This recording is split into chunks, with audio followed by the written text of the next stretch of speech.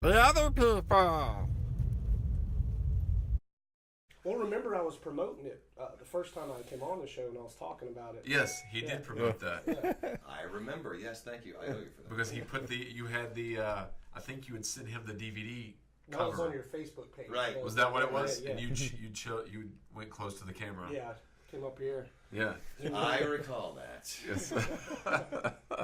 So a question we always ask people that are acting: how do you prepare in memorizing your lines?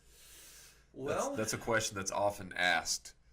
for me, as a musician, and I spent a lot of time on stage, and for years worked with this great theater company called American Stage in St. Petersburg. Did a lot of what we call Shakespeare in the Park. Right. It's too bad that we don't have that anymore. But when you study theater and you do, like in college, you're doing a couple plays at once, completely, polar opposites artistically, or from a tone standpoint. And for me, it's knowing the words, as the great Mike Nichols said, they're just words. I want to see the thoughts or hear the thoughts. So for me, it's about getting the perfunctory phrases, the words, respecting the actor's very specific language, and then doing it on my feet. And I know that we were kind of talking about this in the car. In today's day and age, actors now are reduced to video submissions. And the danger there is that you kind of just play to the camera, Right. where you're not getting the thoughts. And I think for me, I always, whenever I get a project or get an opportunity to participate, I always want to know what's happening before that scene and after that scene. And how a little trick for me is, if you can, you get those sides, which people don't know that those are scenes, if you will, to read as an audition. But I always look at that page number and know where this could fit in the story. Right. And maybe it's just having some stage experience. But when I'm on my feet, even if I'm in my studio and I'm about to shoot something, I try to move with it and try and get to kind of combine the physical with the auditory part of those thoughts. And being a singer too, because we have this band called the Wilson Band, Right. and it's often that we don't have a chance to really do more than send voice memos to each other, me, Mark, and my brother Patrick. So I'm learning lyrics very fast, Right. and I think it goes back to good work, because you've got, it's not on the page, it's not on the stage, and if you don't have it there, it's harder to kind of get to it faster. And as an artist, I think if you tune into that fast and kind of wall out distractions, once you get the thoughts and know those words, for me, it's about movement, even if it's subtle movement, just Right. kind of knowing, living and breathing that actor, that character as an Right. actor. Right. I did see your one of your performances. You had overalls on. What was the story behind that? Are they overalls or coveralls? I think they are. I don't even know. I'm not qualified to even answer that question. Yeah, so we were shooting Big Stone Gap. By the way, it opened 2 years ago today. Yeah, you were telling me wow. yesterday it was around the Yeah, two-year so mark. we had rolled in here, I guess, middle of October of 2015 to start shooting. And Pointer Brand over in Bristol, Kingsport area, it invited us over to tour the factory. Okay. So John Benjamin Hickey, and Patrick and I go over there and tour this magnificent, what a great organization they are. And we had some clothing they had donated and given us some clothing for some of the characters. And I saw these overalls. And I was like, I don't own any overalls. I want those. So the guy was like, here. And they fit like a glove. So we had an opportunity to do a concert, our band, always for charity, and we had a show, I guess it was August, so very hot, in a brewery in St. Petersburg called Three Daughters, and they had no air conditioning.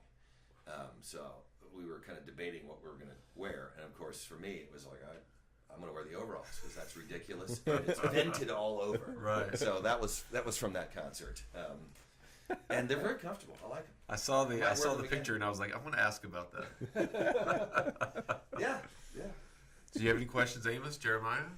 No, I just like the air conditioning thoughts you had there. You know, that wasn't a bad idea.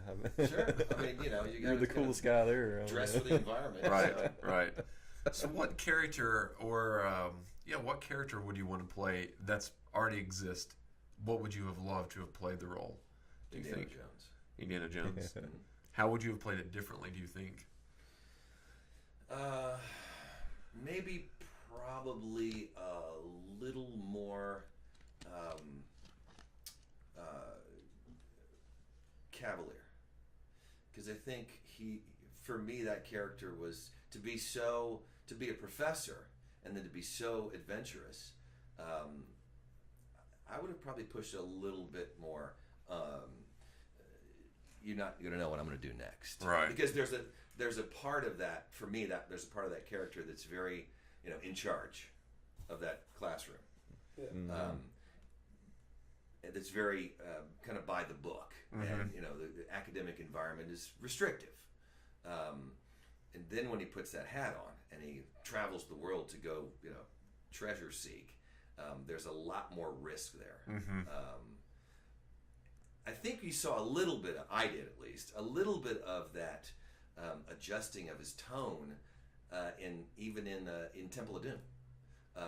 Especially some of those kind of very light moments, Right. Where Harrison Ford is very underrated comedic. I think so too. He's got a wonderful sense of kind of the right now. Right. I actually liked his performance in Temple of Doom better than Raiders, and then in Last Crusade, he was another different character. There were moments that he was that kind of, you know, very adventurous, full of bravado type. But then to have, of course, you know, Sean Connery there, Right. I think maybe gave him a limit, you know? Right. Because when James Bond's your father, Yeah. you got to be careful. The ultimate assassin. And weren't they only separated by only like 10 or 12 years? Yeah, It wasn't I many, think was so. it? I think about 12 years. Yeah, It wasn't many, but interesting tidbit. it worked. And I think Sally Field was only like 10 years older than Tom Hanks. Yes. With Forrest Gump. Yeah, So yeah, she was. it worked. The ultimate actor knows the difference. What made you be attracted to like the media, the art of acting, performing? What gives you that drive to want to do that? Well, when I was a kid, grew up singing in church choirs. So there was a certain element of performance when you're singing in choir in church. If my mother's listening, she knows exactly what I'm saying. Or those that were in attendance, either in choir or in church. Yeah. And oftentimes in choir, I was kicked out for talking too much. Uh-oh. But I think that's where it began. That we knew, and for me, knowing that singing was something to share, that we had, I think, an opportunity to kind of express yourself. And so then, for me, I was 9 or 10 years old when I had an opportunity to do opera as a kid in Charlotte, in a place called Ovens Auditorium, and I was the understudy in this beautiful operetta called Amal and the Night Visitors, written by the great Giancarlo Menotti. And I was not supposed to do it, but a couple matinee shows, and then the guy who was the primary, the one who was the star, Amal, the kid, broke his leg. Oh. So I ended up doing a lot of those, if not all those shows. And there's something to live theater that is selfishly addictive. And it's just the reaction of knowing that this moment is over and the next moment is going to be over. Right. And there's something very important about, as an artist, that this is very real. Right. And I don't know who said it. Theater is life, film is art, and television is furniture. And so for me, the minute I was on stage and having then done all through high school and all into college studying theater, I think it was that performance ability, if you will, as a singer that got me then to do that first opera. That this is something that feeds my soul, and even to this day, although I've not done a lot and never really made acting kind of my primary focus. For me, it's about just loving it. I would love to do a lot more of it. I love the media part. I love all the production part, and it's just that. It's just that part of me that likes that creative kind of, to use the entire instrument, if you will. So there's because I feel the same way, like enjoying radio, film, music. They seem to blend together quite often. Especially now. Yeah. With this convergence and this very accessible, in terms of gear and production ability, you can really do a lot more. I mean, there were I remember shooting with a movie cam SL with a 100-foot mag on it, film. Expensive film. Where you couldn't get that camera, Right. Or you can take something not much bigger the size of a cell phone, if not a cell phone now, and get some really interesting and very creative from a directing standpoint, and just now it's a lot more fun. I think that you're right, that convergence of technology and creativity it's far more accessible now. You have a lot more fun with it. I think so too. We're going to be adding some sketch comedy. Well, not even comedy, but sketches, bizarre sketches as well. I enjoy those, but we've got a lot of fun stuff in store as well. Do you have any questions there, Amos? I remember that acting class last summer. Was that there? You know what I'm talking about? Was that there? Yeah. You, Erica, and Mike. Oh yes, at the museum. Yes, yes. I remember you saying, that you love film, but you love theater. Like, you love theater. I wish I could do more of that. Yeah. That's the kind of perishable nature for me of the art. Right. Like